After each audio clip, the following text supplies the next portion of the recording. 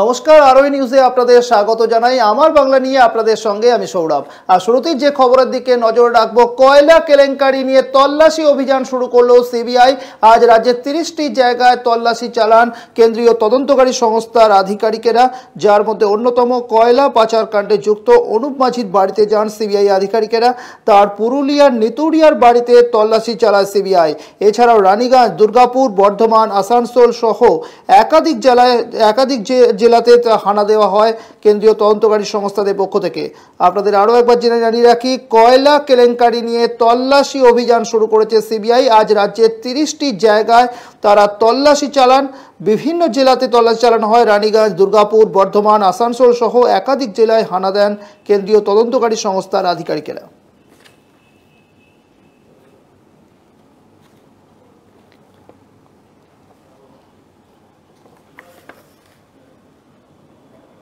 কয়লা পাচার কাণ্ডে নিয়ে জোরদার একদিকে যখন সিবিআই তল্লাশি চালাচ্ছে, তখনই কিন্তু তৃণমূল সরকারের বিরুদ্ধে তোপ দাগলেন কৈলাস বিজয়বর্গীয়। सरकार में सब कुछ ठीक नहीं चल रहा है।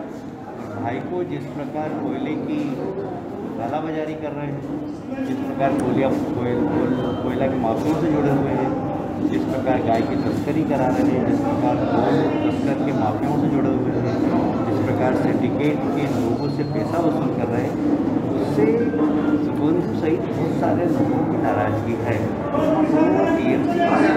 विद्रोह का कारण भाईको के द्वारा কেন্দ্রীয় সরকারের বিরুদ্ধে ফের বঞ্চনার অভিযোগ তুলল রাজ্য সরকার।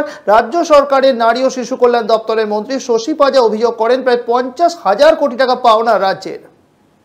পশ্চিমবাংলায় কোভিডের চিকিৎসা, পরিকাঠামোর দিক দিয়ে চিকিৎসা এবং সমস্ত রকম ব্যবস্থা যেটা শূন্য থেকে আরম্ভ হয়েছিল, তার জন্যে মা মাটি মানুষের সরকার মাননীয় মুখ্যমন্ত্রী মমতা বন্দ্যোপাধ্যায়ের নেতৃত্বে 4,000 কোটি টাকা খরচা করেছে। জুন 2020 আগে 1200 কোটি টাকা খরচা হয়েছে, সম্পূর্ণটা রাজ্য সরকার খরচা করেছে। জুন 2020 পরে 2800 কোটি 2800 কোটি টাকা, অর্থাৎ 1200 কোটি এবং 2800 কোটি যোগ দিলে 4,000 কোটি টাকা রাজ্য সরকার এই অতিমারি প্রতিরোধ করার জন্য এবং মোকাবিলা করার জন্য খরচা করেছে। শুধুমাত্র শুভেন্দু অধিকারী নন, আগামী দিনে আরও তৃণমূলের বহু নেতা, মন্ত্রী, সাংসদ, বিধায়করা তৃণমূল ত্যাগ করে তারা অন্য দলে যোগ দেবেন, এমনটাই জানালেন বিজেপি রাজ্য সভাপতি দিলীপ ঘোষ। অন্যদিকে দিলীপ ঘোষের এই মন্তব্যের পাল্টা কটাক্ষ করেছেন ফিরহাদ হাকিম। প্রতিশ্রুতি দিদি, এখন উনি প্রতিশ্রুতি দিদি হয়েছেন। ইলেকশনের আগে সব প্রতিশ্রুতি দিচ্ছেন সবাইকে। তো এই কল্পতরু যদি হতেন 10 বছর আগে, আজকে এই দুরবস্থা হতো না, লোকে পার্টি ছেড়ে পালাতো না। যে পার্টি ছেড়ে এমপি চলে যায়, এমএলএ চলে যায়, মন্ত্রী চলে যায়, সেই পার্টির আছেটা কি? 1 মাসের পরে দেখবেন যে পার্টি বলে কিছু থাকে। আমাদের টিএমসি সরকার ডিজাস্টার ম্যানেজমেন্টে পুরো ফেল, কিন্তু পার্টির যে ডিজাস্টার শুরু হয়েছে সেই ডিজাস্টার ম্যানেজমেন্ট নিয়ে দিদি এখন খুব ব্যস্ত আছেন। এই ডিজাস্টার ম্যানেজমেন্টের পার্টির ডিজাস্টার ম্যানেজমেন্টের মিটিং এখন নিয়মিত হবে, প্রতি সপ্তাহে সপ্তাহে হবে, প্রতিদিনও হতে পারে।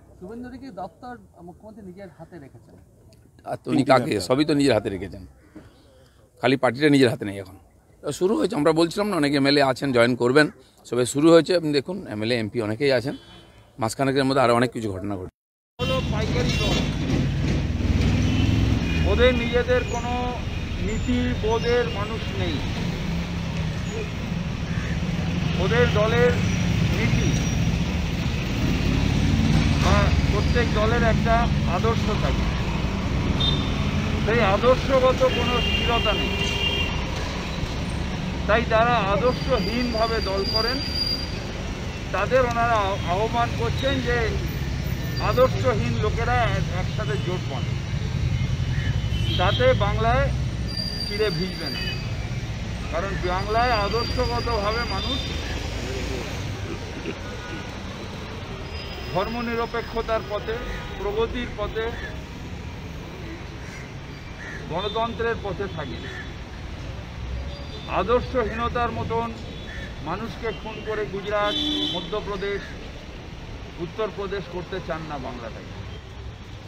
তাই দিলীপ ঘোষ যতই চেষ্টা করুন বেশিরভাগই মানুষ বা বেশিরভাগই আমাদের দলের লোকেরা তারা মমতা ব্যানার্জির আদর্শে গান্ধীবাদ, সুভাষবাদ, জিন্দাবাদ জিন্দাবাদ করছেন, যেখানে ওদের আদর্শগতভাবে কোনো ব্যাপার নেই। ঝালমুড়ির মতন যে এলো তাকে ঢুকিয়ে নিয়ে করছে, এইভাবে একটা দল হয়।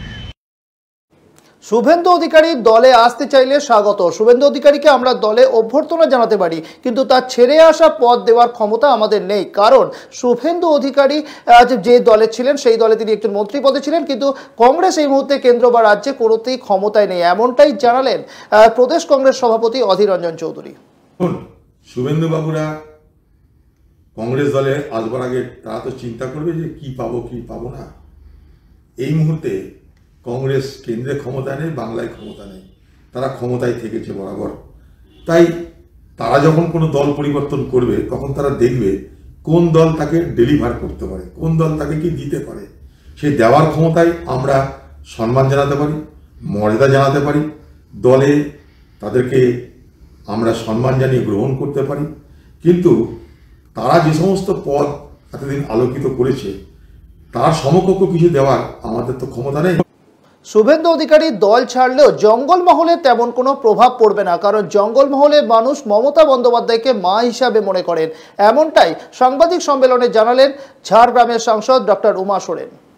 জঙ্গলমহলের মানুষ মমতা বন্দ্যোপাধ্যায়কে দেবী মা রূপে পুজো করে। জঙ্গলমহলের মানুষ কোনো স্বার্থেই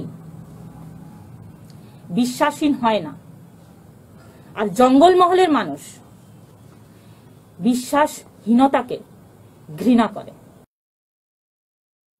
ভাতার ব্লক তৃণমূল কংগ্রেসের পক্ষ থেকে 500 জন পুরোহিতকে অভ্যর্থনা জানানো হলো। আজ একটি বিশেষ অনুষ্ঠানের আয়োজন করা হয় ভাতার ব্লক তৃণমূল কংগ্রেসের পক্ষ থেকে, যেখানে 500 জন পুরোহিতকে তারা সম্মানিত করেন। রাজ্যের মন্ত্রী স্বপন দেবনাথের উপস্থিতিতে এই সম্মান জানানো হয়। প্রত্যেকটা ব্রাহ্মণকে নামাবলী, গীতা, পৈতে, পান, সুপুরি এবং 16 আনা দিয়ে সম্মান জানান তারা। এদিন পুরোহিতদের নিয়ে বিশেষ নাম সংকীর্তন ও পুজোর আয়োজন করা হয়। নিজে খোল করতাল বাজিয়ে নগর পরিক্রমা করলেন মন্ত্রী। স্বপন দেবনাথ ছাড়াও উপস্থিত ছিলেন ভাতার বিধানসভার বিধায়ক সুভাষ মণ্ডল, পূর্ব বর্ধমান জেলা পরিষদের সভাধিপতি শম্পা দাঁড়া, এছাড়াও বিভিন্ন গ্রাম পঞ্চায়েতের প্রধান, উপপ্রধান ও ভাতার পঞ্চায়েত সমিতির কর্মাধ্যক্ষরাও আজকের এই অনুষ্ঠানে উপস্থিত ছিলেন।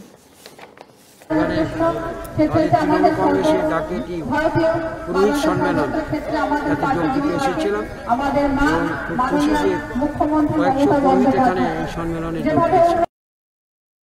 সামনে বিধানসভা নির্বাচন, আর বিধানসভা নির্বাচনের ভোট প্রচার প্রায় শুরু করতে চলেছেন মমতা বন্দ্যোপাধ্যায়। আগামী 7ই ডিসেম্বর থেকে জেলা সফরে যাবেন মমতা বন্দ্যোপাধ্যায়, এমনটাই জানা যাচ্ছে।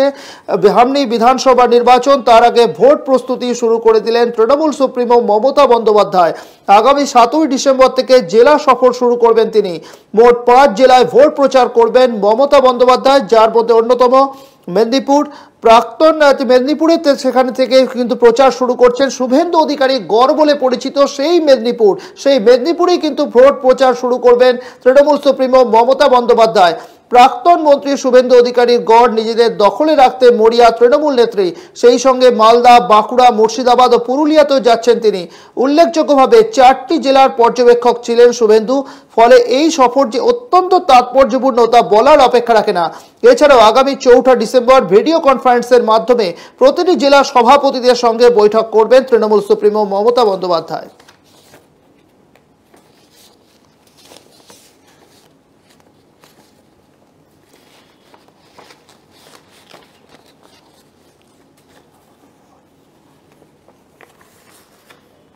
মন্ত্রিত্ব ছাড়ার পর ফের অরাজনৈতিক ব্যানারে সভা করবেন শুভেন্দু অধিকারী।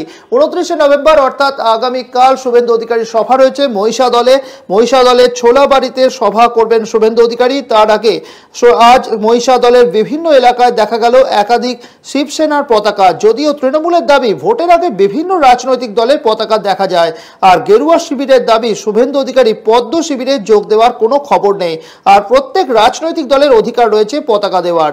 2 শিবির যদিও বিষয়টিকে এড়িয়ে গেলেও শুভেন্দু অধিকারীর সভার আগে এলাকায় হঠাৎ একাধিক শিবসেনার পতাকা দেখা যাওয়ায় শুরু হয়েছে জোর রাজনৈতিক জল্পনা। নির্বাচন এসে গেছে, 2021 সালের নির্বাচনের পরে আবার সব পতাকা উঠে চলে যাবে। নির্বাচন এলে 2016 সালের নির্বাচনে কংগ্রেস সিপিএম এমনভাবে করছিল তো নির্বাচনে তৃণমূল চলে যাবে, কংগ্রেস সিপিএমের জোট সরকার বাংলার দায়িত্ব নেবে। ঠিক একইভাবে নির্বাচন 2021 সাল আসছে, মানে পতাকা দেখে নিয়ে বুঝে নিতে হবে ভোট বোধহয় কাছাকাছি চলে এসছে। শুভেন্দুবাবু মন্ত্রিত্ব ছেড়েছেন, কিন্তু তার বিধায়ক পদ ছাড়েনি। স্বাভাবিকভাবে এখনও পর্যন্ত রাজনৈতিক মেরুকরণ স্পষ্ট নয়। তো সেই সন্ধিক্ষণে কোন রাজনৈতিক দল কোথায় পতাকা দিল না দিল সেটা আমাদের বিচার্য বিষয় নয় বলে আমরা মনে করি। আমার বাংলায় এখন সময় একটা বিরতি রয়েছে, আরো খবর সঙ্গে থাকুন।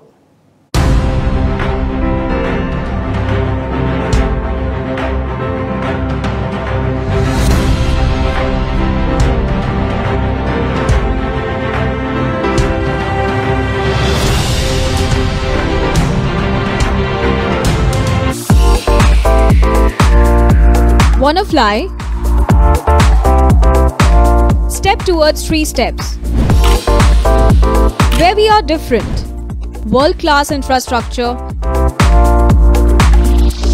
experienced faculties, hygienic atmosphere. We take all necessary precautions against COVID-19.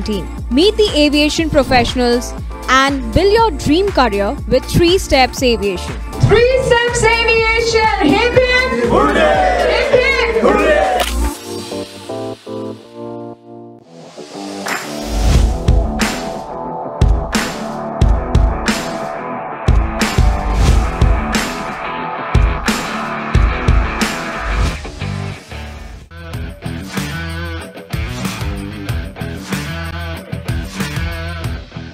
Welcome to Sinha Group of Companies, your genie in a bottle. Career advancement opportunities in aviation and hospitality.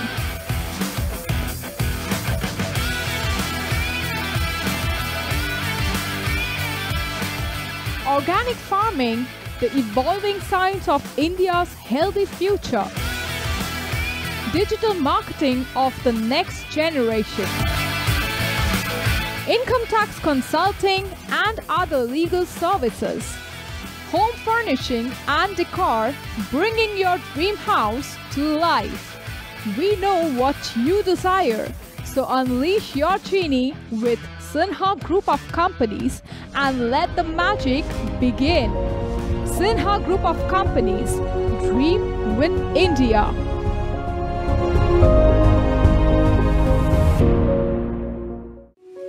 এক ডাকেই যাকে পাই, আরোহী ফাউন্ডেশন একেবারেই তাই। 8 থেকে 80-র জন্য এক ডাকে সাড়া দেয় আরোহী ফাউন্ডেশন। দুস্থ মানুষের পাশে দাঁড়ানোর জন্য অঙ্গীকারবদ্ধ আরোহী ফাউন্ডেশন। ছাত্রছাত্রীদের সফল ভবিষ্যতের জন্যই নিবেদিত আরোহী ফাউন্ডেশন। আরোহী foundation, solution for every need. Your bazaar, our bazaar. Welcome to onestopbazaar.com, where you can get all your necessary stuff starting from souvenir to t-shirts, shoes and many more handmade antique stuffs are available just under one roof.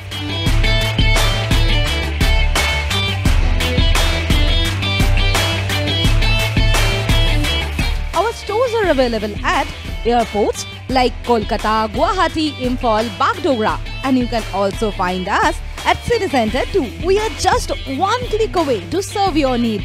Visit onestopbazaar.com or www.onestopbazaar.com. Feel the Indiana.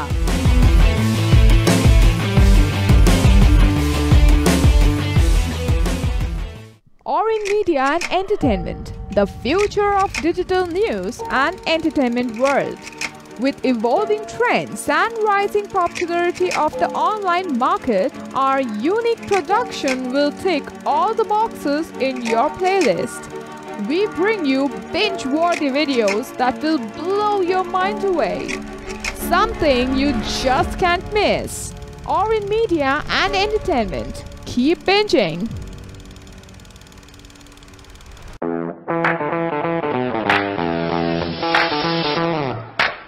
Welcome to Takeoff Aviation and Management Academy. Takeoff is uniquely designed to train you targeting towards soulful employment and aspirants wanting to join aviation, airport retail industry, banking, hotel and hospitality industry.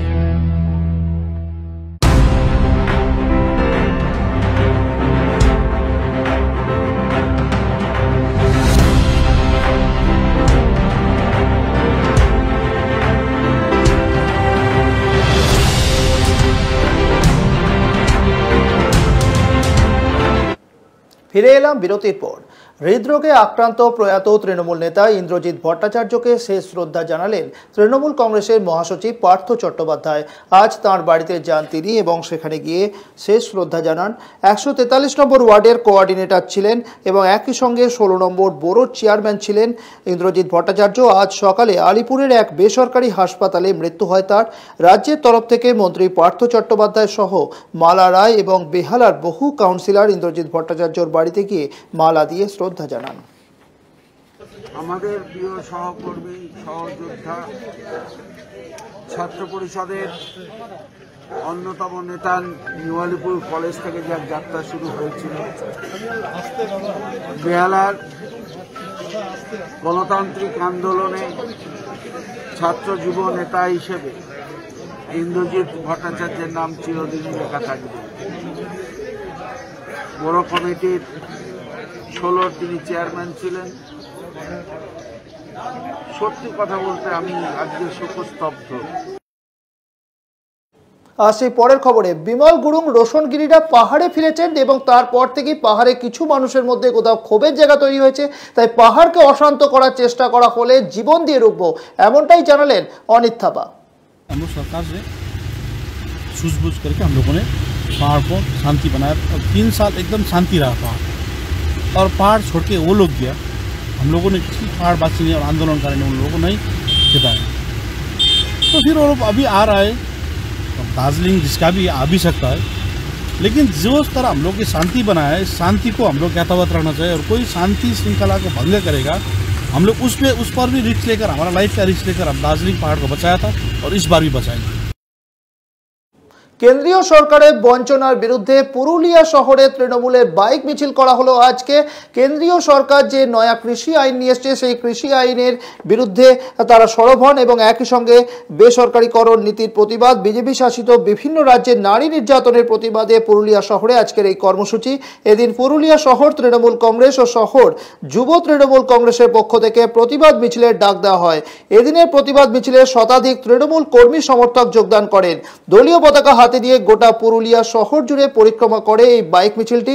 তবে এদিনের এই মিছিলে রাজ্য সরকারের safe drive safe life যে সচেতনতার বার্তা, সেটা কোথাও একটা উপেক্ষিত হলো। তার কারণ বেশ কয়েকজনের মাথায় হেলমেট পাওয়া গেল না, হেলমেট ছাড়াই তারা মিছিলে অংশ নিয়েছিলেন।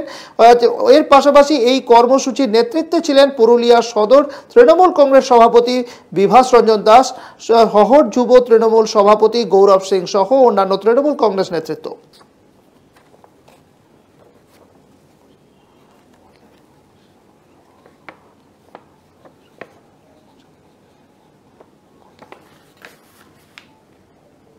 আজ মুর্শিদাবাদের রবীন্দ্র ভবনে তৃণমূল কংগ্রেসের মহিলা সংগঠনের পক্ষ থেকে একটি যে কর্মী সভার আয়োজন করা হয়, যেখানে উপস্থিত ছিলেন রাজ্যের মন্ত্রী চন্দ্রিমা ভট্টাচার্য। বহরমপুর রবীন্দ্র সদনে এই সাংগঠনিক সভায় যে সকল জেলা নেতৃত্বকে আহ্বান জানানো হয়েছিল। বিধানসভা ভোটকে লক্ষ্য রেখে এই সাংগঠনিক সভা জেলা তৃণমূল মহিলা কংগ্রেস সভানেত্রী শাহনাজ বেগমের উদ্যোগেই এই সভার আয়োজন করা হয়। এদিন মন্ত্রী চন্দ্রিমা ভট্টাচার্য জানান, মহিলাদের জন্য মুখ্যমন্ত্রী সবসময় চিন্তা করেন এবং মহিলাদের সুরক্ষা এবং স্বনির্ভর হওয়ার বিষয়ে তিনি যথেষ্ট উদ্যোগী। মঞ্চে উপস্থিত ছিলেন মুর্শিদাবাদ জেলা তৃণমূল কংগ্রেসের জেলা সভাপতি সাংসদ আবু তাহের খান, সাংসদ খলিলুর রহমান, খড়গ্রামের বিধায়ক আশিস মার্জিদ সহ তৃণমূলের শীর্ষ নেতৃত্ব।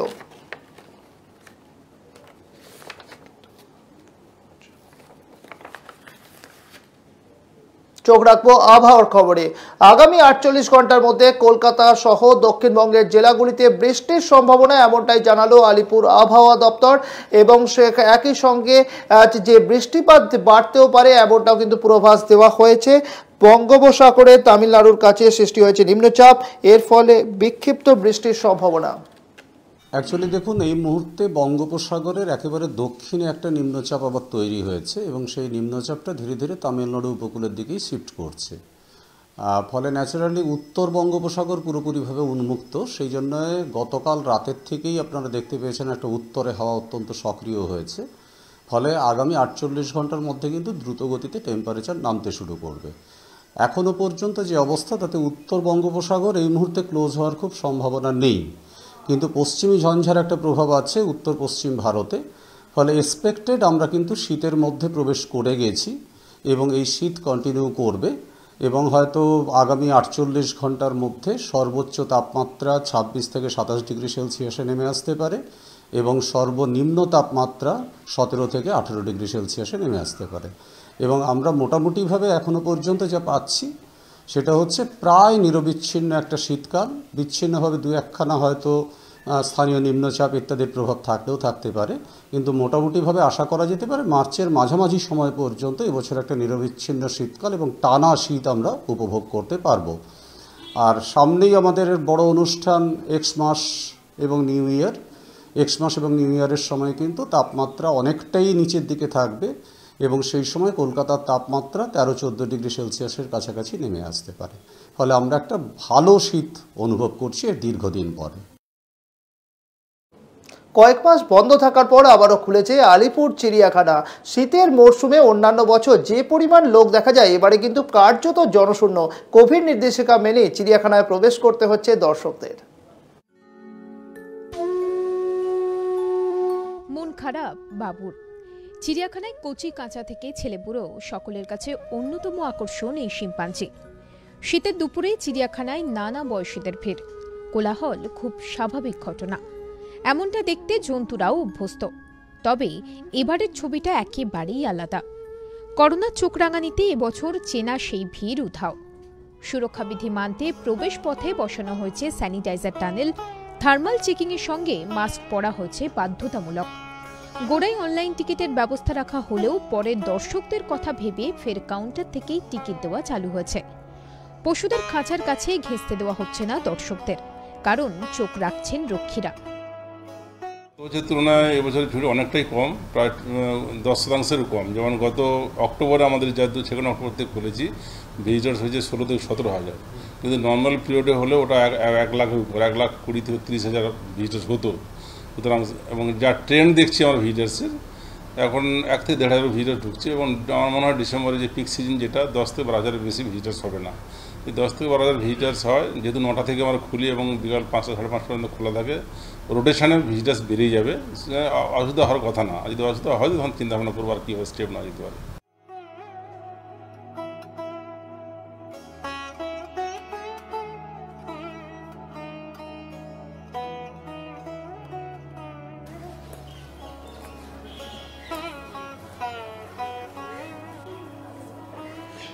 ঘরের মধ্যে না, অনেকটা ফাঁকা, মানে এরকম ফাঁকা কোনোদিন দেখিনি চিড়িয়াখানা। প্রিকশন নিয়ে তো বেরিয়েছি, হ্যাঁ, স্যানিটাইজার আছে, মাস্ক আছে, সবই আছে। আর সোশ্যাল ডিস্টেন্সিংটা কিছু কিছু জায়গায় মেনটেন করা যাচ্ছে না, তাও যতটুকু পারি চেষ্টা করছি। ফাঁকা লাগলো ফার্স্টলি, আর কিন্তু তাও যেটুকু ভিড় হচ্ছে ঠিক আছে, মানে আর শীতের শুরুতে এই ভিড়টা তার মানে এরপরে আস্তে আস্তে হয়তো বাড়বে, কেননা মানুষ আর কতদিন বাড়িতে বসে থাকতে পারে। তো আর সব থেকে বড় কথা বাচ্চারা আছে যাদের বাড়িতে, তারা তো যাবেই, আসবেই এখানে, এটাই তো স্বাভাবিক। কিন্তু ফাঁকা আর অ্যাটমসফিয়ার ইজ গুড। স্যানিটাইজেশন যেটা হচ্ছে গেটে, সেটা ভালো লাগলো।